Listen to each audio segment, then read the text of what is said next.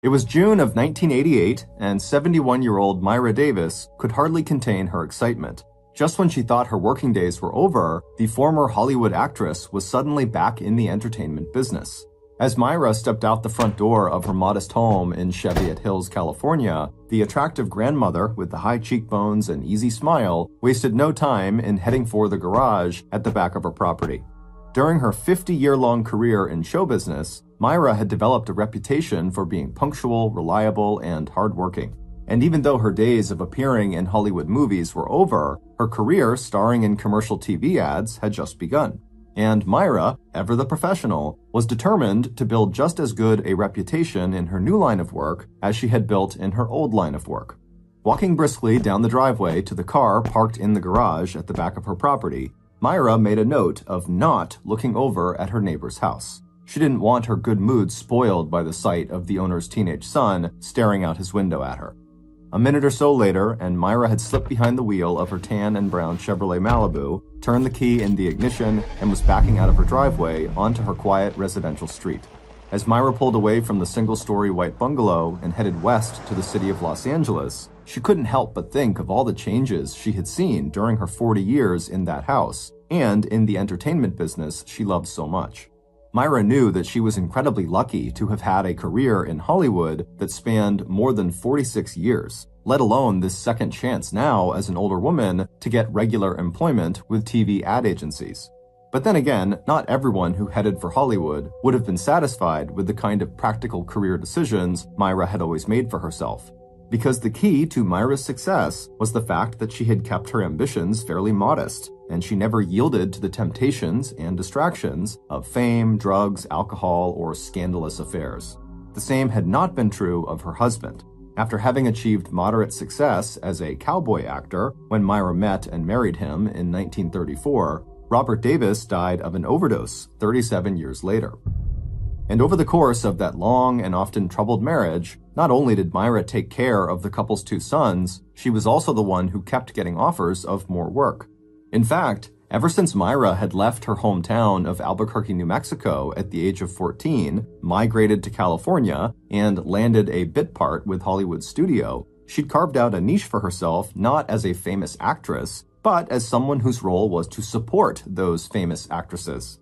After starting out as a dancer, Myra soon shifted gears from what studio called first teamwork, which was done by leading actors and actresses, to second team technical assistance that rarely resulted in getting your name listed in any film credits. Even though she still took the occasional role as a dancer or made an on-camera cameo appearance, Myra's bread and butter had quickly become her work as a stand-in or body double.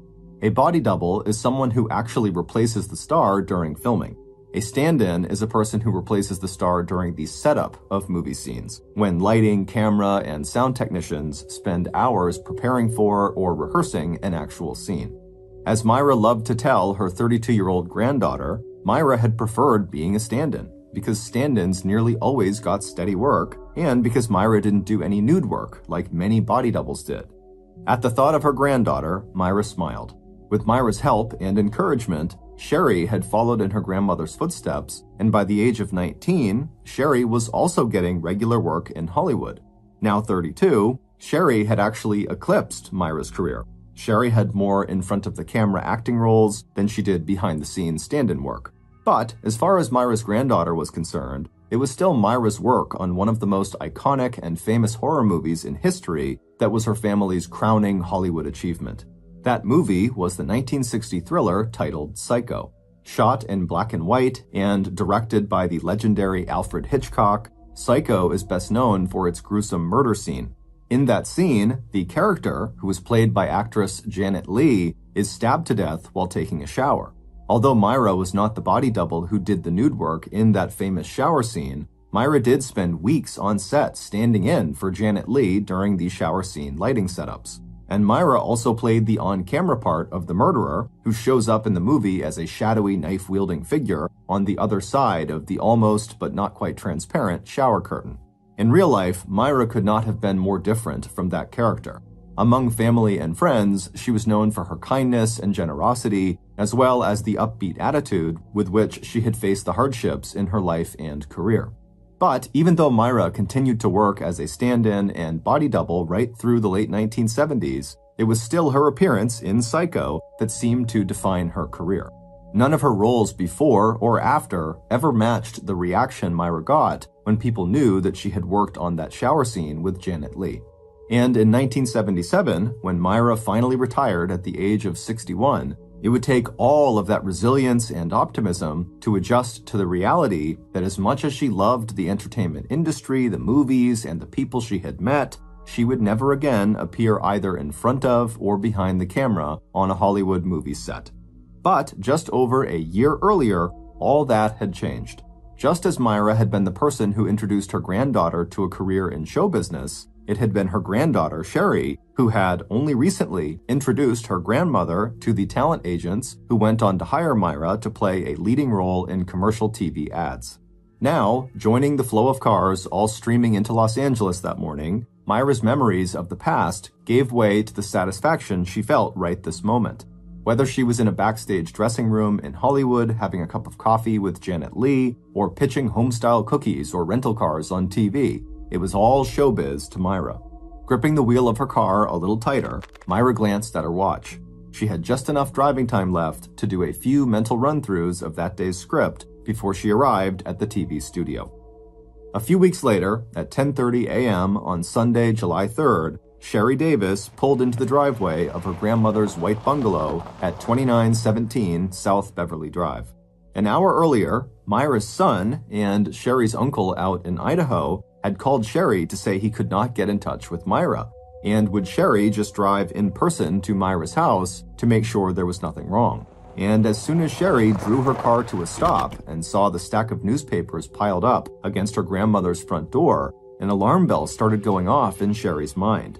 Myra, who loved to do the daily crossword puzzle in the newspapers, would never let her newspapers pile up like that, any more than she would leave her tan and brown Chevy Malibu parked outside the garage long enough to gather the thick layer of dust Sherry was seeing on the car right now as she now made her way to the front door of her grandmother's house. Even though Sherry could see a light on just inside the house, the door was locked, and even after knocking and ringing the bell and calling out to her grandmother that it was her, Sherry, there was no answer, and no sound of movement from inside the house.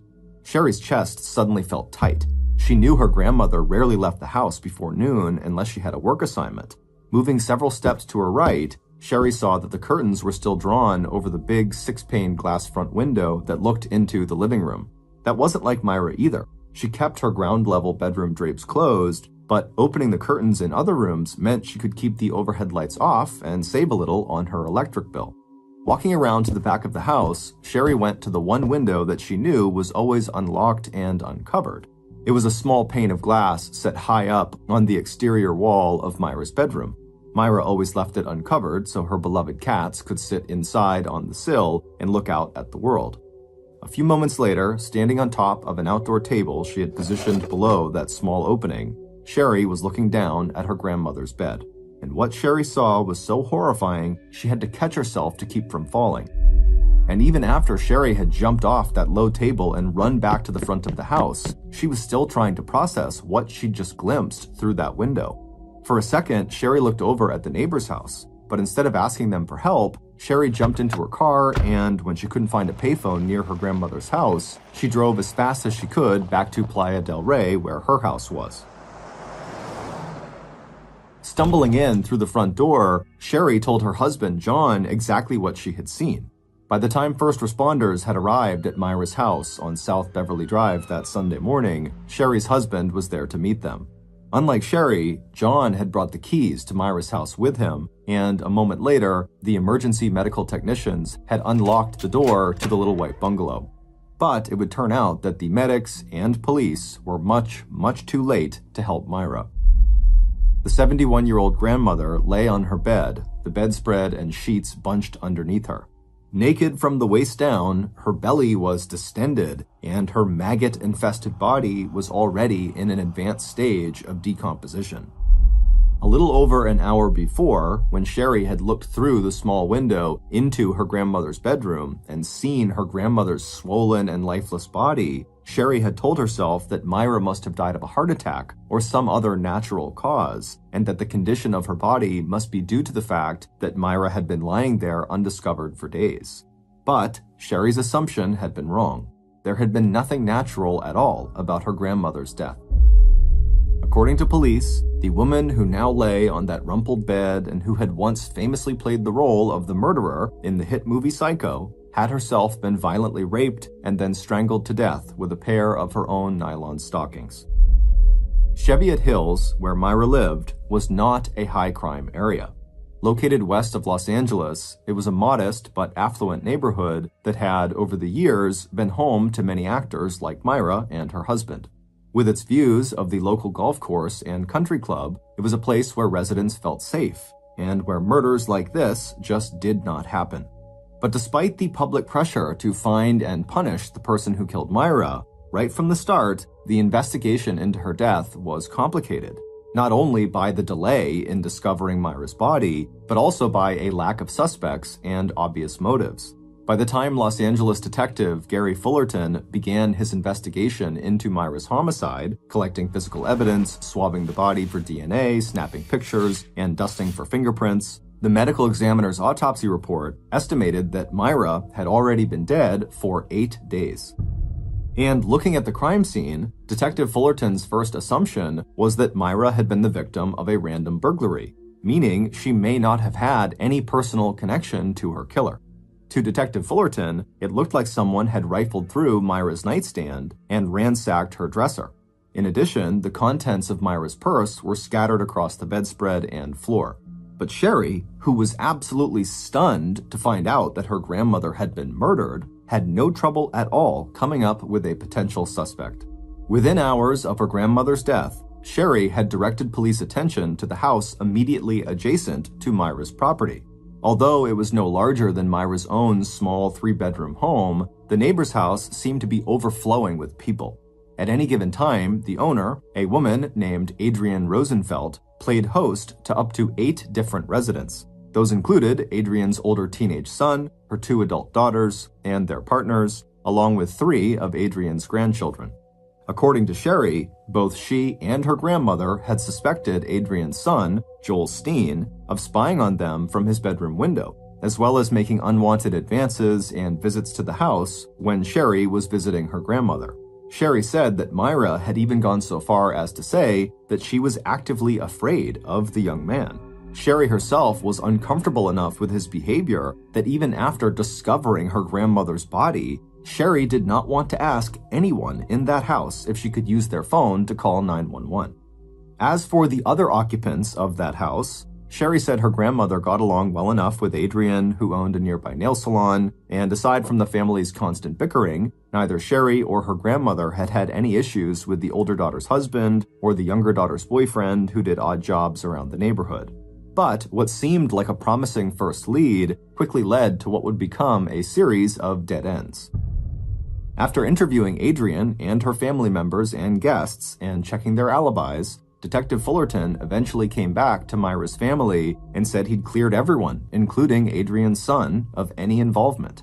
Instead, based on conversations with an assortment of neighbors, as well as some of Myra's family members and people she knew through her work at the TV studio, the detective had a new name at the top of his suspect list, and that person was none other than Sherry's own younger brother. According to Myra's neighbors, Myra's 31-year-old grandson, a known drug abuser who had a history of asking Myra for money, had recently been living at Myra's house. And although Myra's grandson would later provide investigators with an alibi and pass a lie detector test, he would remain a person of interest to the Los Angeles police force, especially when every other lead that Detective Fullerton pursued in the weeks that followed came up completely empty. And months later, when the Myra Davis murder case ground to a halt and the murder file was quietly shelved alongside dozens of other unsolved cold cases handled by the Los Angeles County Police Department, Sherry's brother remained under that cloud of suspicion.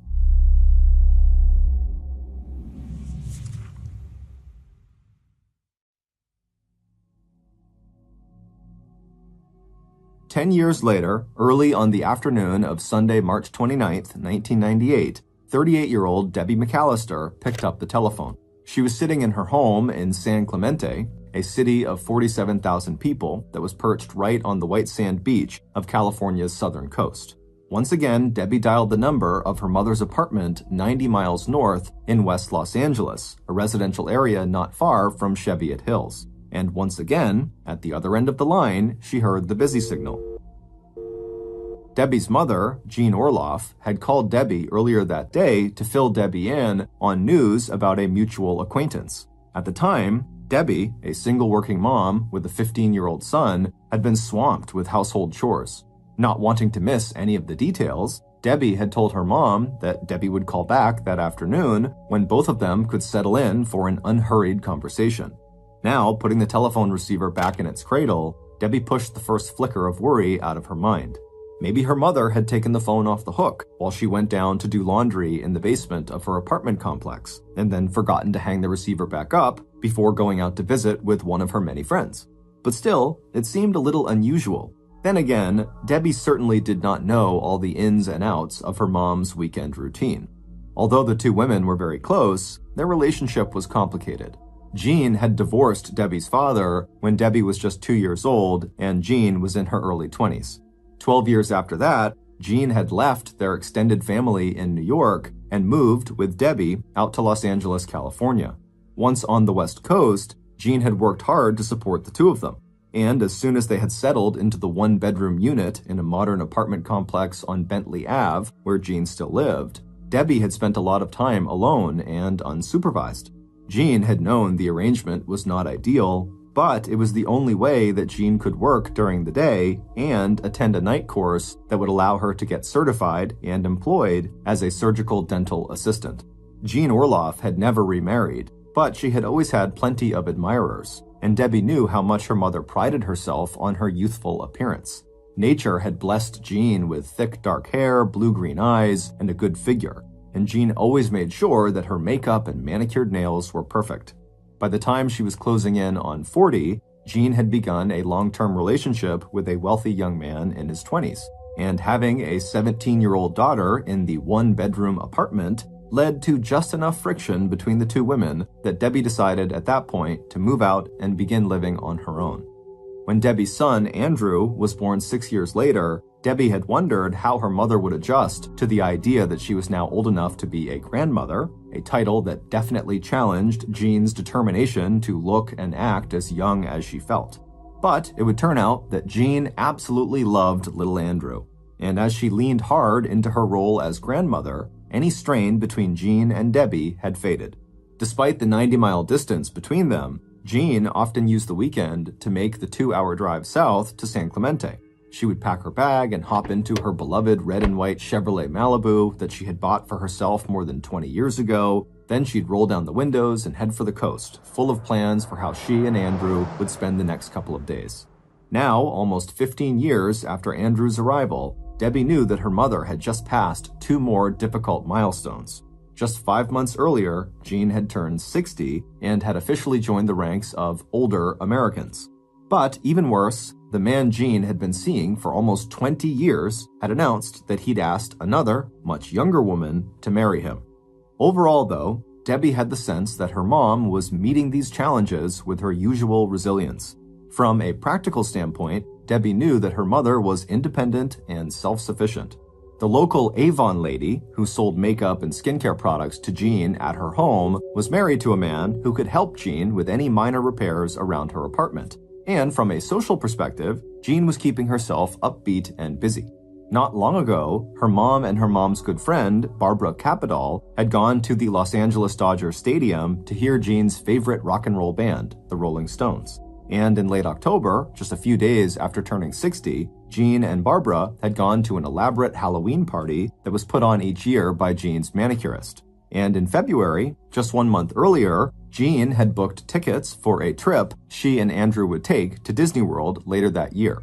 And just 11 days earlier, Debbie knew that Jean, along with Jean's younger sister and their mother, had gotten together for lunch, a monthly engagement that had started after Debbie's aunt and grandmother had joined Jean and Debbie out on the West Coast. Finally, Debbie told herself to stop worrying. It was good that her mom was busy or having a marathon phone call with a friend. And besides, her mom had sounded just fine when Debbie talked with her earlier that morning. At about 5 p.m. the next day, on the afternoon of Sunday, March 29th, Jean's friend, Barbara, left her apartment in the complex that she and Jean shared and climbed the one flight of steps up to Jean's unit. Both women lived alone, and over the years they had become very good friends, so it was natural that when Jean's mother had not been able to reach her daughter by phone at all that day, that Jean's mother would finally call Barbara and ask her to check that Jean was okay. But it wasn't until Barbara saw the Sunday newspaper still on the floor outside Jean's door, and Jean did not answer the bell, that Barbara felt her own first wave of concern. And when Barbara tried the door and found it swung inward under her hand, that concern turned to alarm. Jean was always careful to keep her doors locked, and even when she was expecting company, Jean always used an intercom and buzzer to greet people before letting them inside. The first thing Barbara noticed when she walked into Jean's apartment was the smell of smoke, not from Jean's cigarettes, but more the smell of fabric burning. But even as Barbara pinned what the smell was down, she came to a sudden, horrified stop. The door to Jean's bedroom was open, and from where Barbara stood just a few feet away, she could see Jean's naked body sprawled face down across the king-sized bed. Jean's feet, hanging over the edge of the mattress, were blue, there was blood around Jean's head, and then Barbara saw the source of the smoky smell she had noticed when she first walked in. The dust ruffle around the bottom of the bed had been partially burned, and even though the fire had burned itself out, there was something so off about Jean's lifeless and discolored body that Barbara did not have to check for a pulse to know that her friend was dead. And even as Barbara began to back out of the apartment before turning to run down the stairs to her own unit, where she would call 911, other details of the scene seared themselves into Barbara's memory. The way Jean's body looked like it had been thrown onto the bed, the phone on the floor rather than on the nightstand, and the receiver off its cradle. Then there was the uncharacteristically messy pile of towels heaped on the floor in the bathroom instead of folded neatly on the towel racks, and that blood around her friend's long dark hair. And as Barbara picked up the phone and dialed 911, her brain kept screaming one single word: murder.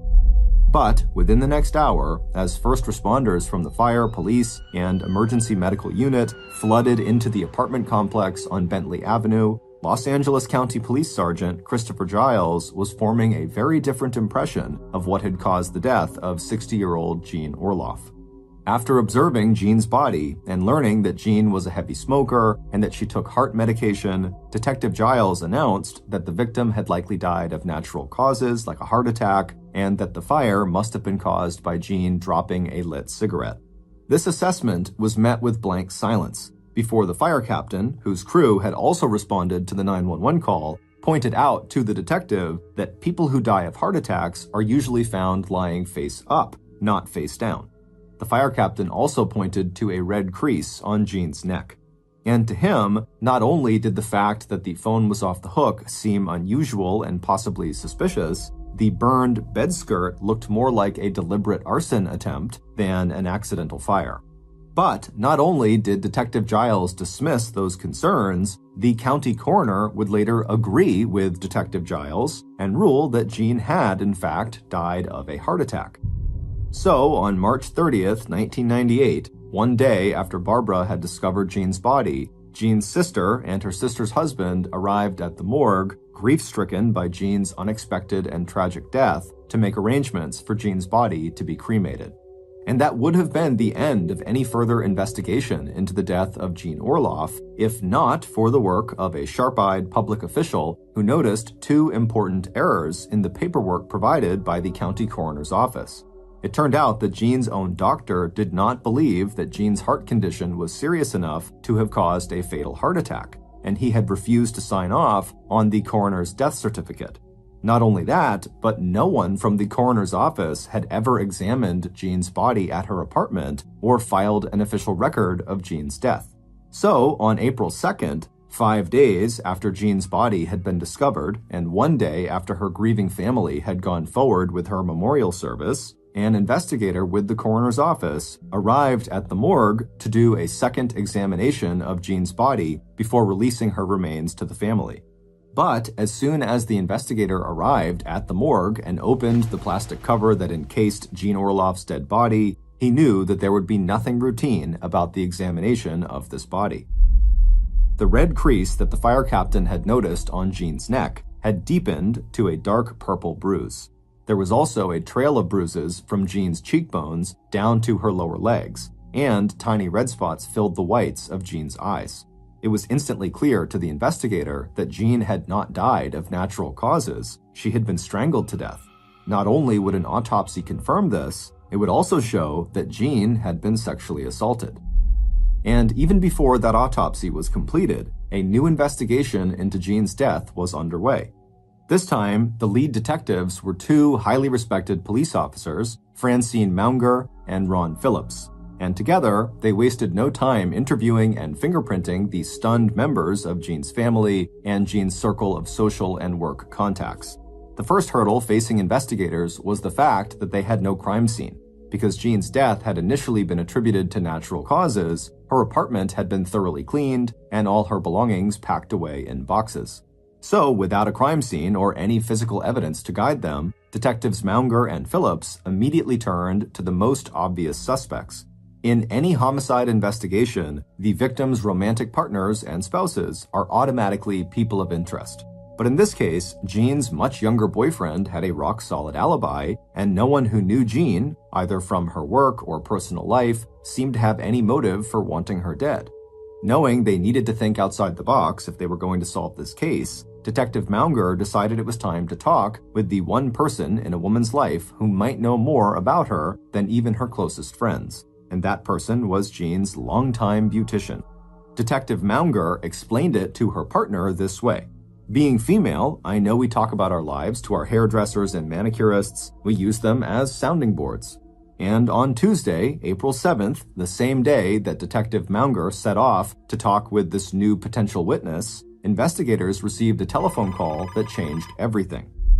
Within hours, police were combing through their backlog of cold cases, looking for the unsolved murder of a 71-year-old woman named Myra Davis, who had also lived in Cheviot Hills, and who had been raped and then strangled 10 years earlier.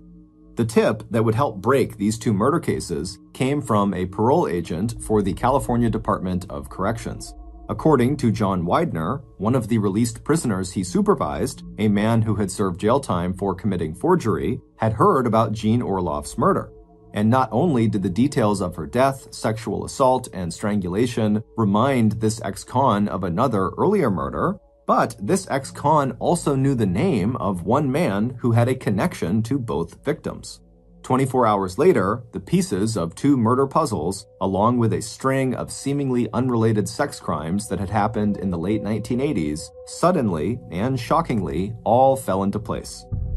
Over the weeks that followed, the names and images of Jean Orloff and Myra Davis, along with references to the 1960 horror classic Psycho, all started appearing in the pages and on the screens of state and then national media.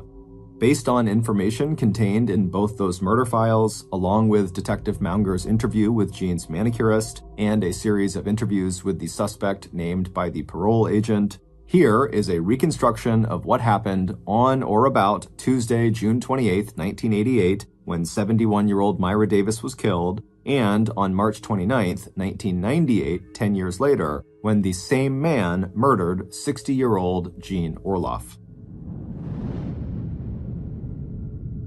Back in 1988, Myra's killer had already developed a very unwholesome fascination with women and violence. And Myra, a vulnerable older woman he saw every day, had become an object of great interest to him.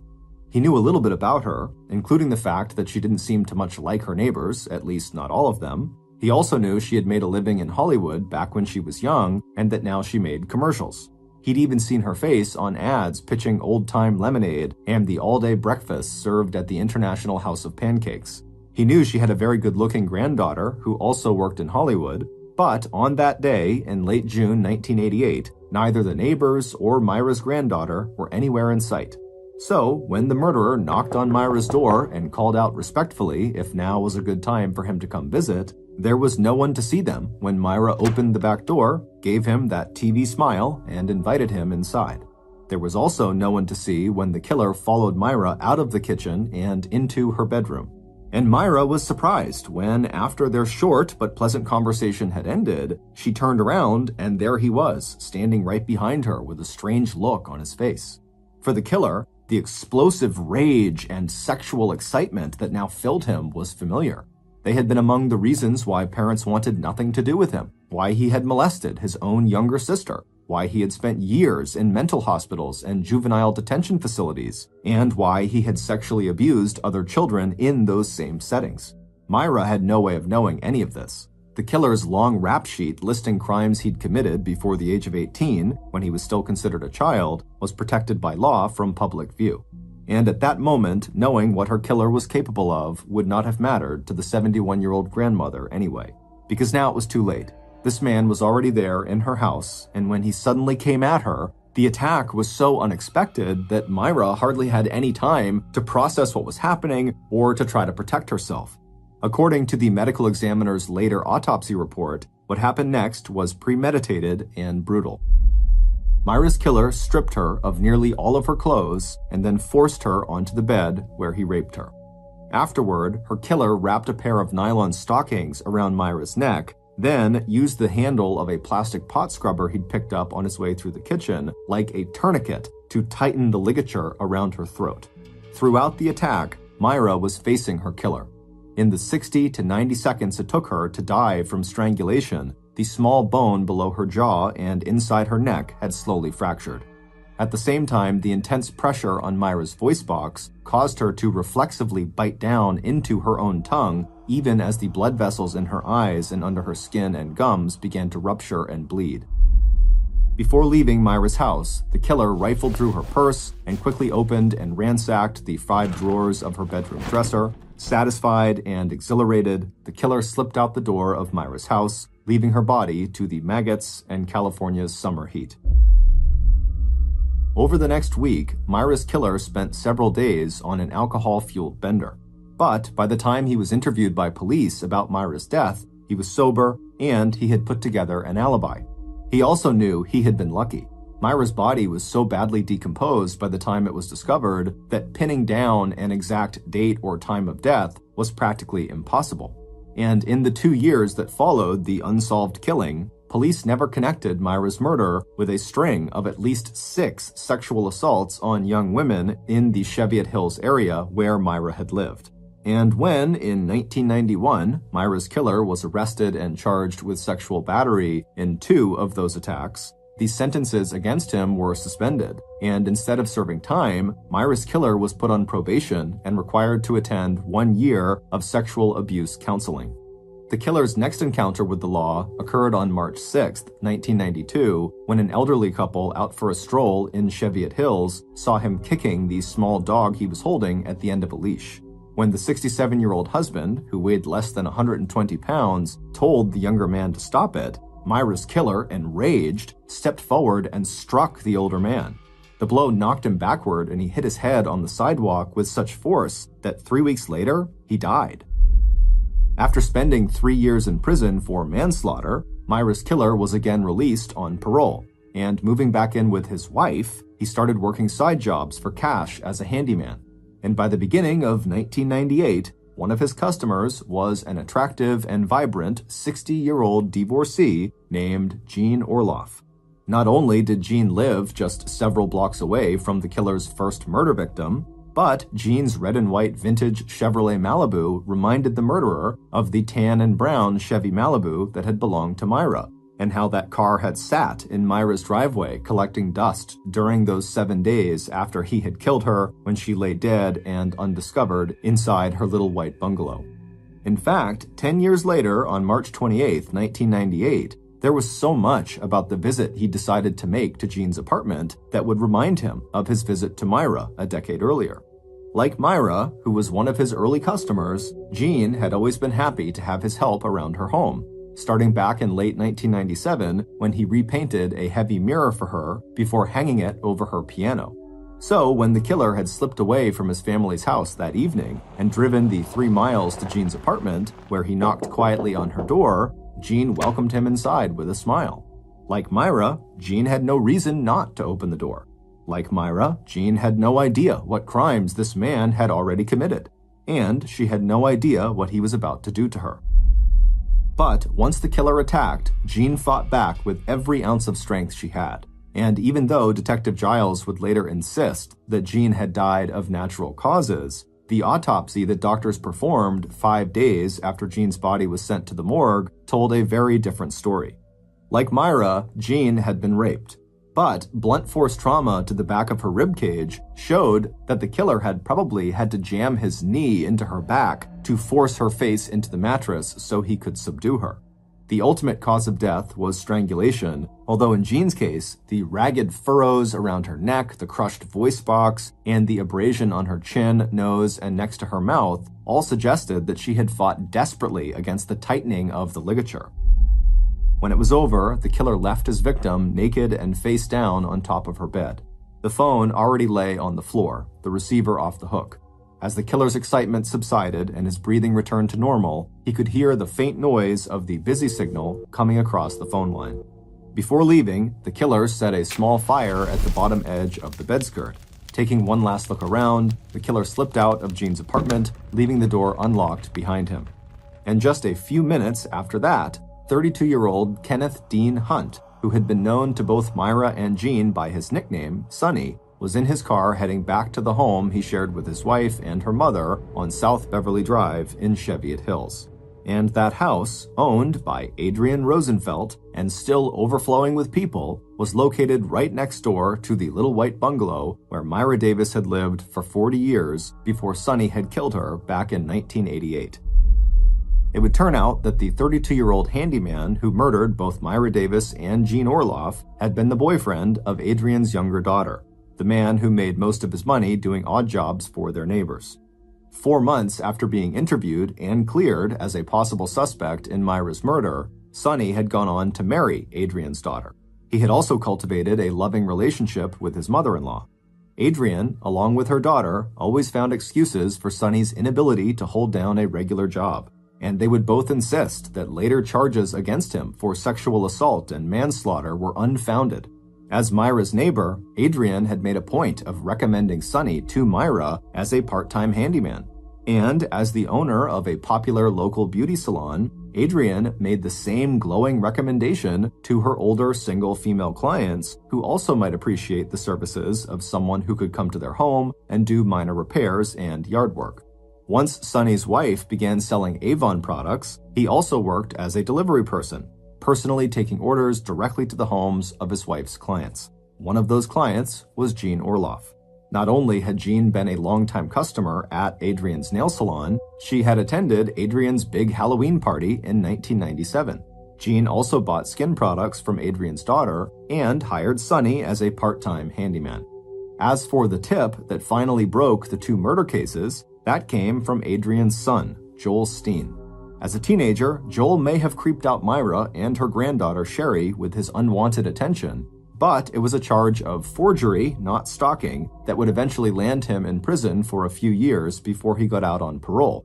Unlike his mother, Joel had always suspected Sonny might have been involved in Myra's murder, especially when Sonny went on that bender in the days immediately after Myra's death.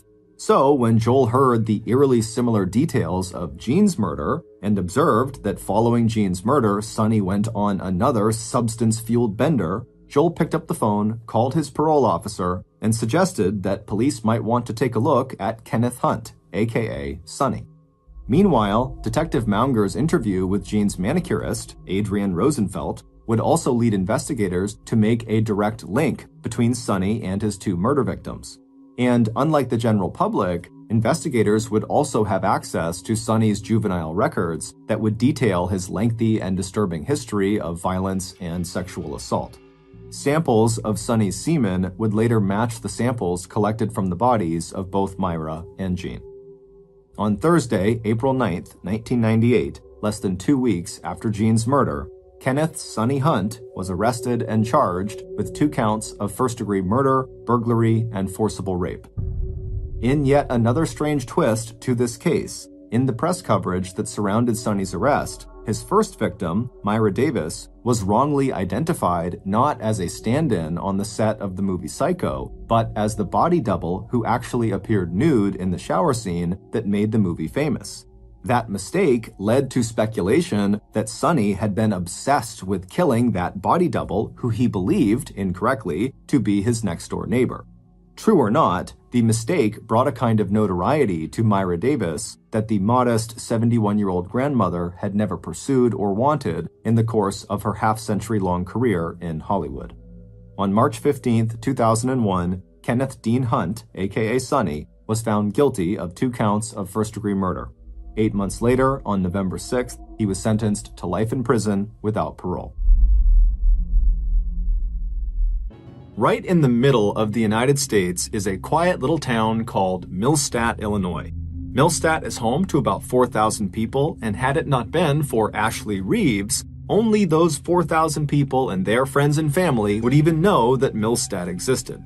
In 2006, Ashley Reeves was a 17-year-old high school student who lived with her parents and her younger sister Casey in Millstadt. Ashley was an excellent student who, even though she was over a year from her high school graduation, she was already thinking about what colleges she wanted to go to. She was also extremely likable and outgoing, and she had this huge, infectious smile, and so she had tons of friends, and she had a very serious boyfriend who her parents adored. His name was Jeremy, and he was a high school student as well. On the morning of Thursday, April 27th of that year, Ashley got up and, like every other morning, she got ready for school alongside her sister Casey. And then right before Ashley stepped out to head off to school, she told her parents that after school, she had a job interview on the other side of town. And then after her interview, her plan was to play basketball with some friends and then she'd be home. And so her parents said, okay, well, hey, good luck with your job interview and just make sure you're home before 10:30 p.m. And so Ashley said, no problem, I'll see you tonight, and then she left. That afternoon, after school, Ashley made her way to Jeremy's locker, and when she got to him, Jeremy handed her his keys to his car. He had an SUV, and he was lending it to her for the day so she could go to the interview and then go play basketball. And so Ashley took the keys, she thanked him, she gave him a hug, and then she turned and she walked down the hallway where she met up with her sister Casey at her locker, and then the 2 girls left the school, they went out to the student parking lot, they found Jeremy's SUV, they hopped inside, and then Ashley began driving them back to their house. When they got there, Casey hopped out of the car, she said bye to Ashley, and then Ashley left their house and she began driving to Fairview Heights, which was a town about 15 miles away where her interview was going to be. Several hours later, around 10 p.m., Ashley's parents had not heard from their daughter, and it was getting close to her curfew, and so they asked Casey if she had spoken with Ashley, and, did she know how her interview went? Did she know when she was going to be home? But Casey would tell them, actually, no, I haven't talked to Ashley since she dropped me off from school.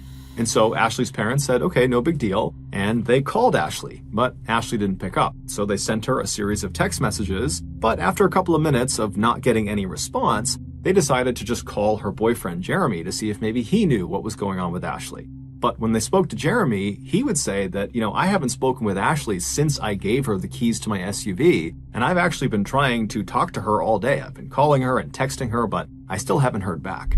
And so at this point, Ashley's parents were starting to get really worried. And so after hanging up with Jeremy, they began calling other friends of Ashley's to see if maybe they had spoken to her and knew what was going on. But all of her friends that they spoke to all had the same story. We haven't talked to her since the end of school, and she's not returning our calls or texts. And so Ashley's mother, she just sensed that something was terribly wrong. And so without any hesitation, she just called the police.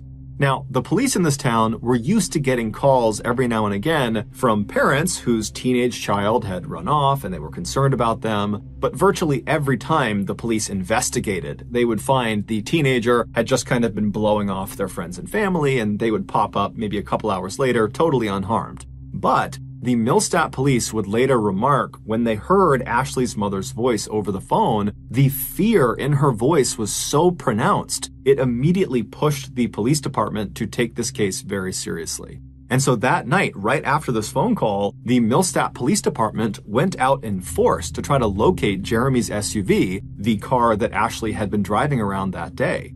And the first place they went to look for this car was Latterman Park, which is this very popular public park that has a really popular basketball court that lots of teenagers would go to all the time, and Ashley was known to frequent that park. And this park was located about halfway between Fairview Heights, where her interview was, and Millstadt, where she lived. And so they go to Latterman Park, and right away, sitting in the parking lot, they find Jeremy's SUV.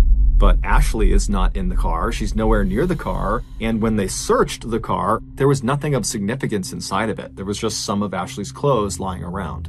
The police would spend all night and well into the morning combing Latterman Park looking for any sign of Ashley, but there wasn't one. And so as the sun came up and the police were nowhere closer to finding this girl, they began to suspect that, perhaps foul play was involved. And so the first person they hauled in for questioning was Ashley's boyfriend, Jeremy. But as soon as he sat in the interrogation room, he demonstrated a real concern for Ashley. He had a rock-solid alibi, and he basically was an open book. And so they quickly ruled him out as a suspect. And then the police basically began hauling in all of Ashley's friends and acquaintances and family members, basically anybody that knew her. They were bringing them into the station to find out if they knew anything that could help them figure out where Ashley was. And more specifically, the police were really looking to see if any of these people were hiding something. And sure enough, a few of the friends that were brought in were. According to a few of Ashley's closest friends, Ashley was in not one, but two romantic relationships. One was the public relationship she had with Jeremy, and the other was a secret relationship that was actually illegal. In order to hide this forbidden second relationship, Ashley would tell her family and her friends that she was going to the park to play basketball, when in reality, she was going to the park to meet up with this secret second partner. And the day before, when Ashley went missing, her friends told police that that was the exact reason she was going to Latterman Park. The police got the name of this secret person from Ashley's friends. His name was Sam Shelton, and the police tracked him down. When they found him, he was at a baseball practice, but the police didn't care. They marched right on to the baseball diamond, and they grabbed Sam and they brought him back to the police station. And then when he got there, they sat him down in the interrogation room, and he's still wearing his baseball uniform, and they asked him about his relationship with Ashley. And he immediately denies it and says he does not have a relationship with Ashley. He's got no idea why he's here. But pretty quickly, after a few questions, Sam's answers became inconsistent. And so the police just ratcheted up the pressure on him. And then finally, after 12 hours of questioning, the interrogator brings up Sam's mother and his grandmother. And he says to Sam, how would they feel if they knew you were lying to the police right now? And this just broke Sam. And so he cracked. Now, at this point, the police were already expecting the worst when it came to Ashley, but they were not ready for just how brutal Sam's confession would be about what exactly he did to her. The following is an account based on his confession. 30 hours earlier, Ashley wrapped up her interview in Fairview Heights, and she made her way to Latterman Park to meet up with Sam. And now it's not clear exactly how they met up, but eventually the two of them did connect and they made their way over to Sam's car where they became intimate. Afterwards, the two are sitting in the front two seats of Sam's car. Sam is in the driver's seat and Ashley is in the passenger seat. And while they're sitting there, something happens that causes this huge fight between the two of them. And at some point, Sam tells Ashley to get out of the car. But Ashley refuses. She wants to talk to him. She wants to deal with their issues, but Sam's not having it. And so he gets so mad at her that he lunges across the center console of the car and he puts Ashley into a vicious chokehold. Now, he tells police his plan was to kind of yank her out of the car, but he squeezed so hard around her neck that he heard this loud popping sound coming from her neck. It was the sound of her neck breaking. And so as soon as he heard it, Sam let go, and Ashley kind of crumpled forward and hit the front dashboard of the car. And so Sam is staring at her, wondering what he should do. He's kind of looking around, making sure no one saw what he just did. And then he reached over and lifted her back up to see if she was still alive, and he saw she was. But instead of trying to get her help, he decides right then and there he's going to kill her. And so he reaches over and he begins choking her. But after several minutes of throttling her, she just wouldn't die. And so Sam pulled his belt off of his waist and he wrapped it around Ashley's neck. And then he began pulling. But he would tell police he couldn't stand looking at Ashley's face while he did this. He said she was staring right at him, her tongue was coming out of her mouth, she was frothing, and her face was turning this ghastly shade of gray-blue. And so at some point, when she still hadn't died, he released the belt from around her neck, and he turned her body so she was facing the window away from him, and then he repositioned the belt on her neck, and then he put his foot on her back to use as leverage, and then he pulled as hard as he possibly could on her throat for quite a while until the belt actually broke around her neck. And then at that point, he checked to make sure she was dead, and when she was, he stuffed her down into the floorboards in front of the passenger seat, and then he drove several miles across town to another park called Citizens Park that was very heavily forested. And once he parked in the parking lot, he looked around to make sure no one was watching, and then he dragged Ashley's body out of the car and deep into the woods where he abandoned her. It would turn out Ashley was far from the only teenage girl who found Sam Shelton attractive. Many teenage girls in the area thought he was the perfect catch. He was smart, he was handsome, and he had these beautiful, striking blue eyes that you couldn't help but just stare at. However, there was something unique about Sam that made him fundamentally different than all the other guys at their schools. Sam was not a student. He was a 27-year-old middle school teacher in Millstadt, and he also was the high school baseball coach. He had never been Ashley's teacher directly. However, years earlier when she was in middle school, he had begun grooming her for exploitation. And so fast forward to 2006 when she was 17, he had effectively manipulated her into believing she was in this romantic relationship with him, when in reality, he was just using his position of power to abuse her. In addition to being a school teacher, Sam was also an aspiring pro wrestler. He would often compete in local showcases under the nickname The Teacher. While Sam was probably nowhere near good enough to actually become a professional wrestler like you would see on TV, he was extremely strong and really knew how to do a chokehold. And so when he attacked Ashley and put her in that vicious chokehold, she had no chance at escaping. She was completely doomed. Shortly after his confession, Sam would tell the police that he would take them out into the forest of Citizens Park to try to find Ashley's body. But when they got there, it was late, it had been raining for several hours, and Sam right away acted like he couldn't figure out exactly where he had left her. And so the police were actually starting to think, is he lying to us? Is this whole thing just kind of made up? Did he really attack her? Is she really out here? But after about 30 minutes of the police and Sam kind of trudging around the thick forest, one of the officers suddenly sees something on the ground. He raises his flashlight, and there in a clearing is Ashley's body. And so the police and Sam, they walk over to her, and they're standing above her ruined body. Her neck is totally bent at a grotesque angle. She's covered in bugs. But as they're standing there and they're watching her, her chest suddenly starts to move. She wasn't dead. She had been left for dead, and she had been out in the woods with a broken neck for 30 hours in the freezing cold and the rain. She only had a t-shirt and some pants on, but she was alive. And so moments later, the paramedics, they come rushing into the forest, they pick her up really gently, they bring her out, and they rush her to the hospital where she'd be put into a medically induced coma. The doctors would tell her family that, unfortunately, her injuries were just too serious, and we don't expect her to ever wake up again.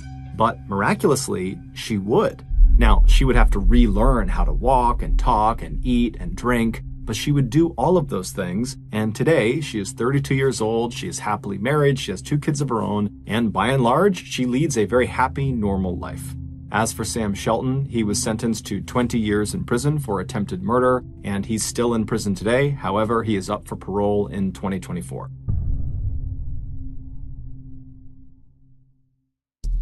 The next and final story of today's episode is called What Happened in Room 348.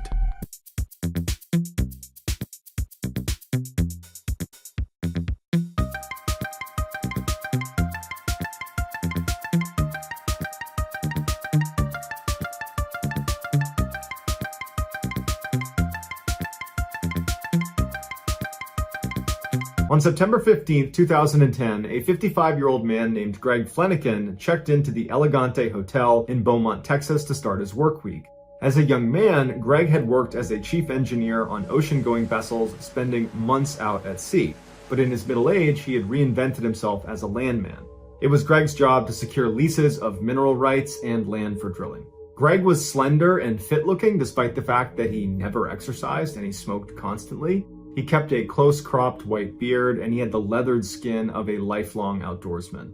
Every Monday morning, Greg would make the 2-hour commute in his pickup truck from Lafayette, Louisiana, all the way to Beaumont, Texas, where his company would always rent him a room. The hotel itself was neither good nor bad, but to Greg, he didn't care. He just needed a bed and a TV.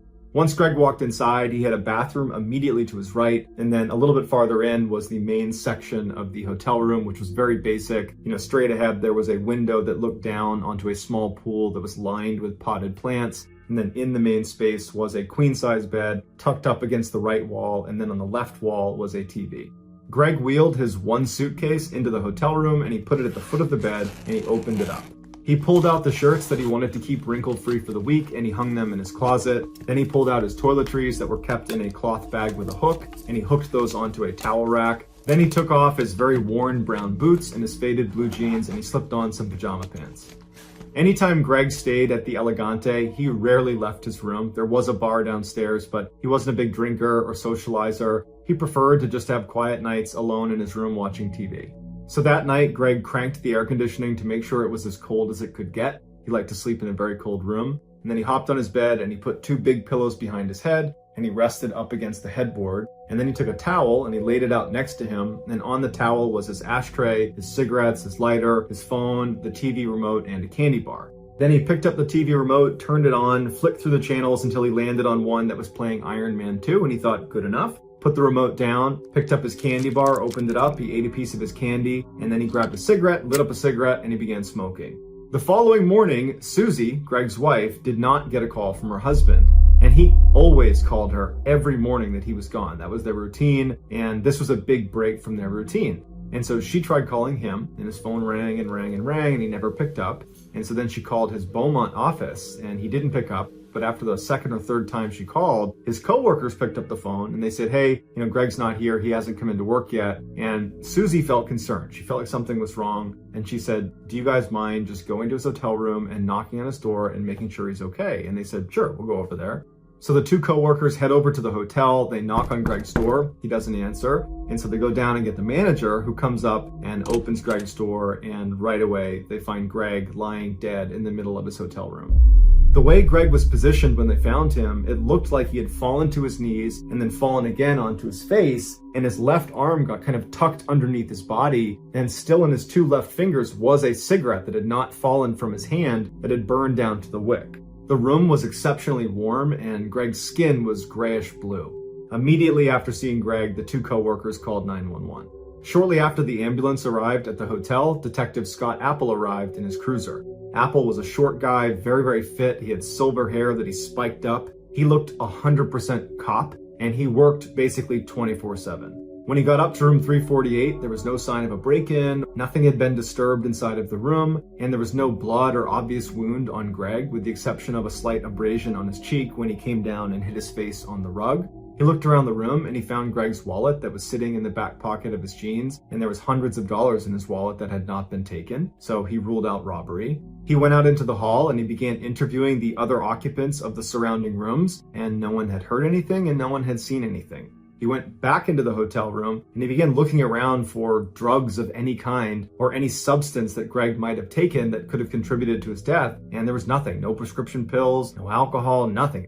Later that day, after the family had been notified of Greg's passing, his grief-stricken wife, Susie, called Detective Apple, and she said, my husband did not take good care of himself. He had a terrible diet. He's been smoking like a chimney since he was a young teenager, and he never saw a doctor. And I always told him that if he wasn't careful, something like this was going to happen. I always worried that he might have a heart attack or something.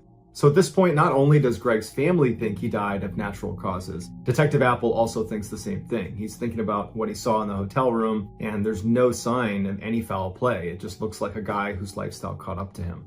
Greg's body was sent to Dr. Tommy Brown, who in Beaumont, Texas, he was like the medical examiner. He'd been doing this for years and years. Dr. Brown had read ahead that they believed Greg had died of a heart attack or something like that. And when his body was wheeled in front of him, there was nothing he saw right away that contradicted that theory. The only 2 marks that the doctor noted on the outside of Greg's body was the small abrasion on his face from where he landed on the rug, and then he also had another small abrasion on his crotch. But beyond that, the rest of his body was completely unblemished. When he looked inside of his body, it looked like someone had literally just crushed his insides. His torso was full of blood. Food from his intestines had been ripped outside. He had ribs broken, internal organs were lacerated, and there was a hole in his heart.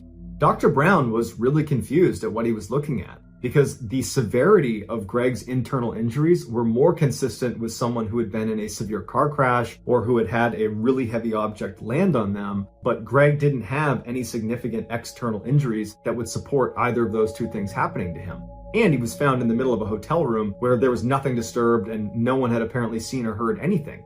And so Dr. Brown says, look, I don't have all the answers here, but this was not natural. This is a homicide, and my best guess is he was beaten to death. I know it doesn't really make sense because there's not any external injuries, but he suffered some significant trauma from somebody else, and that's what killed him. When Detective Apple got this report from the medical examiner, he was just as confused as Dr. Brown was, but his attention turned to, okay, well, if he's been murdered, who would want to murder him?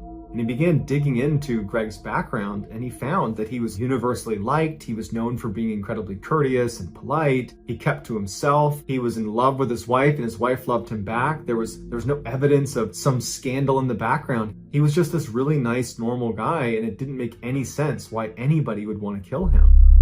After a few months of getting nowhere, and in reality, he hadn't really even gotten started because there wasn't any good starting point. The only thing he could find that was odd about the crime scene was that the room was particularly warm when they walked inside, which was not in keeping with how Greg would have kept the room. But that doesn't explain why his insides were crushed. And so he's gotten nowhere, and then he makes a discovery. He found in the hotel's maintenance logs on the night Greg died, he had been making popcorn in his microwave and managed to blow a fuse.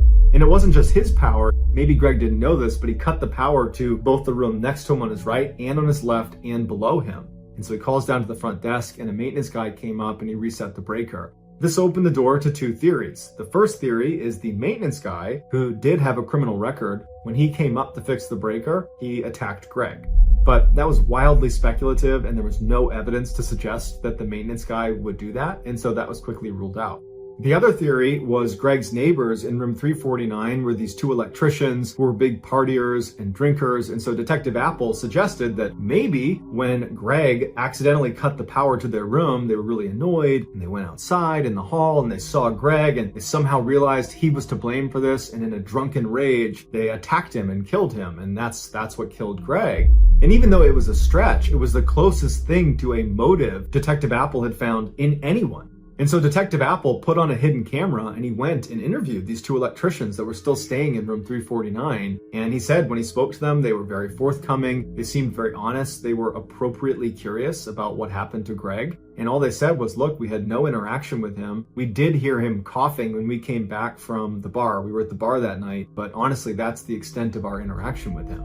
The electricians offered up their cell phone numbers, their email addresses, and said, anything you need from us, we'd be happy to help. We're really sorry this happened. At this point, Detective Apple is back to square one. No one knows what happened to this guy. The one big lead he had, the maintenance records, proved to be a total dead end. And so unfortunately, this case went cold. 7 months after Greg's death, where there had been absolutely no traction on figuring out what happened to him, Susie, Greg's wife, decided she wanted to hire a private investigator. And her friend suggested she call Ken Brennan, who was a famous private detective who was well known for being able to solve really complex cases. And so on a whim, Susie calls Ken Brennan, not expecting to get through to him, thinking he's probably super busy and has other cases because he's on TV and he's this really famous guy. But he picked up the phone and he was like, hey, how can I help you? And Susie couldn't believe it. She had a chance to tell him about what happened to her husband. And Ken said he was really interested and that he would take on the case. Ken was a former Long Island cop and he was a DEA special agent. He spoke with a really thick New York City accent and he wore t-shirts that were a little bit too small to show off his muscles, and he usually had a big gaudy gold chain on. Once Ken agreed to take on this case, he flew right to Lafayette, Louisiana, where Susie lived, and he sat down and he asked her a lot of really difficult questions about their marriage, about whether she thought he might be cheating on her, if he had like a secret life she didn't know about. And after feeling satisfied that all those avenues had been explored and were not going to lead to the answer, he said, okay, well, can you tell me anything about the crime scene that stood out to you? Is there anything about it that seems off? And Susie said, yeah. Greg always kept the air conditioning on very cold at night. he never slept in a room that wasn't freezing cold. And so I thought it was really odd when his coworkers discovered him that the air conditioning was off and it was really hot inside of the room. That's incredibly unlike Greg for his air conditioning to be off. Ken made a note of this, and then he left Lafayette and he went to Beaumont, Texas to meet up with Detective Apple. And Detective Apple and he actually got along really well. They agreed to work together on this case because Detective Apple feels like he's reached a dead end anyways. Apple brought Ken to the crime scene, he showed him the hotel room, and then afterwards he turned over all of the documents he had on the case, from the autopsy report to the photographs to anything he'd collected over the 7 months he'd been working on it. So that night, Ken diligently looks through all of the documentation, all of the photos, and the next day when he goes into Apple's office, he says to him, "I think I figured it out." And Apple's like, "Oh, really? You figured it out one day after being here?" And Ken's like, "No, seriously, I think I figured it out. I have to confirm something with his wife, but I think I have a theory." And so Ken calls Susie right in front of Apple, and when Susie picks up, Ken's like, "Hey, did your husband ever smoke with his left hand or did he smoke with his right hand?" And Susie said, "Oh no, he only smoked with his right hand." Then Ken goes, "Thank you very much." He hangs up and he goes, "Apple, I got it."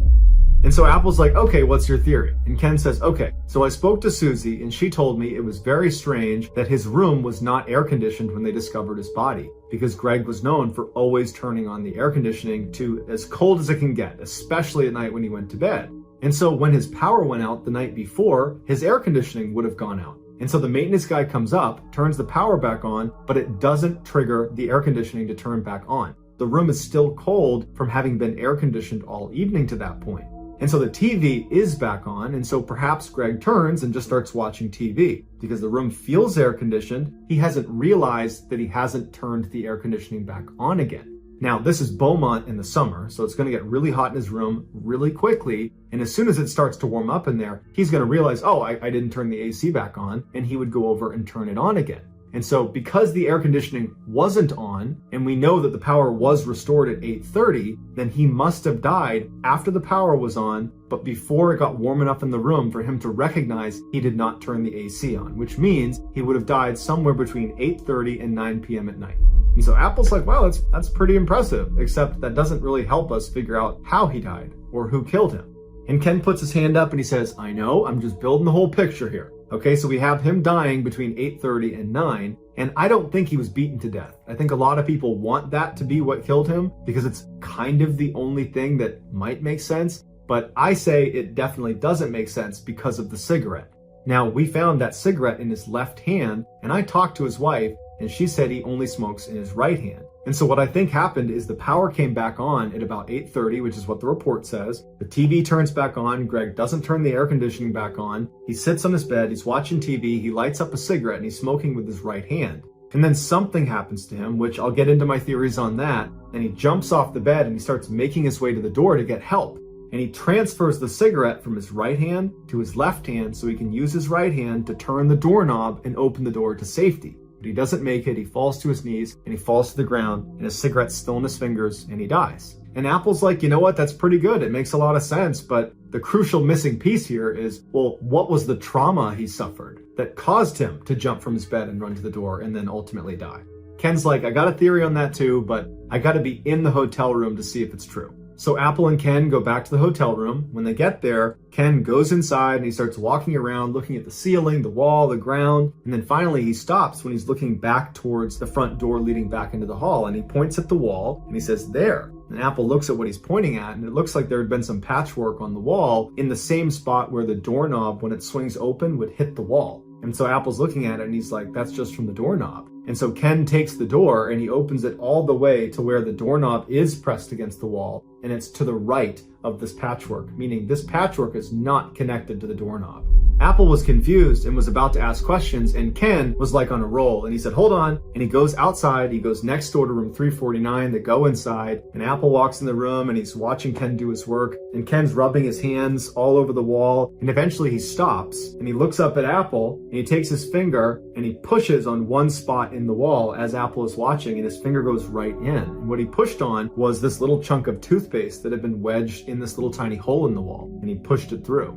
Apple brought in a crime scene investigations unit who carefully excavated both sides of this wall, and they shined a laser from 349 into Greg's room, and the trajectory of the laser going through this hole lined up perfectly with where Greg would have been sitting on the bed, smoking cigarettes, eating candy, watching a movie. So Ken and Apple go back to the medical examiner, Dr. Brown, and they say, look, you missed something because Greg got shot. And unfortunately, Greg's body had already been cremated, but they did have the pictures to look at from the autopsy. And sure enough, they find that little tiny laceration in his crotch was actually an entrance wound. And then when Dr. Brown pointed out there was a hole in the heart, and it kind of lined up with the trajectory that bullet would have been traveling through his body, Dr. Brown realized he had made a mistake and he changed the autopsy report to reflect a gunshot wound. Ken and Detective Apple re-interviewed one of the electricians that had been in room 349 that was in the room where the gunshot had originated from. His name was Lance. And when they brought him in, they said, this is totally routine. It's been 7+ months since Greg's death. And what we're doing is any of our witnesses, we want them to sign a statement, basically attesting that this is what I saw or didn't see. And so they had prepared a statement that basically lined up with the first thing he had told police, which was, I didn't hear anything, I didn't see anything.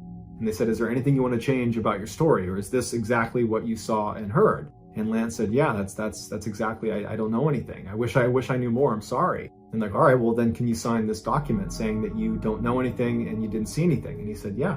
He signs the document, and then Ken's like, all right, gotcha, because we know a gunshot was fired from your room and that's what killed Greg.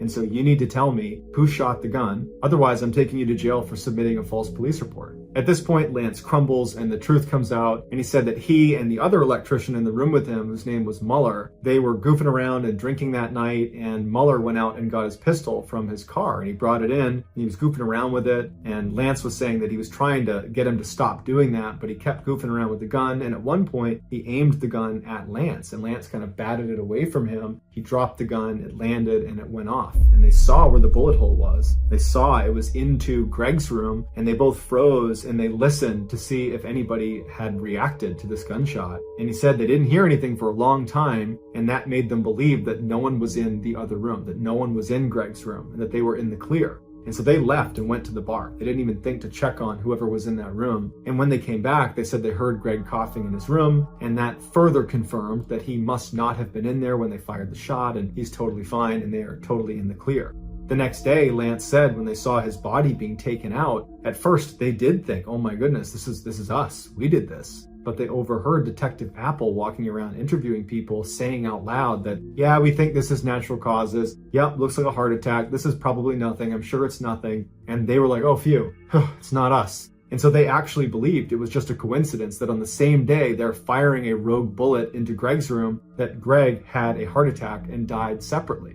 But Lance would say that somewhere in the back of both of their minds, they knew they probably had something to do with it. And so they covered their tracks and they put toothpaste in the wall to cover up the hole, and they hid the gun, and they intentionally kept information from the police. And so ultimately Muller, the owner of the gun, the one who really instigated that night, waving the gun around, and the one who actually dropped the gun, he was charged with manslaughter and was given 10 years in prison.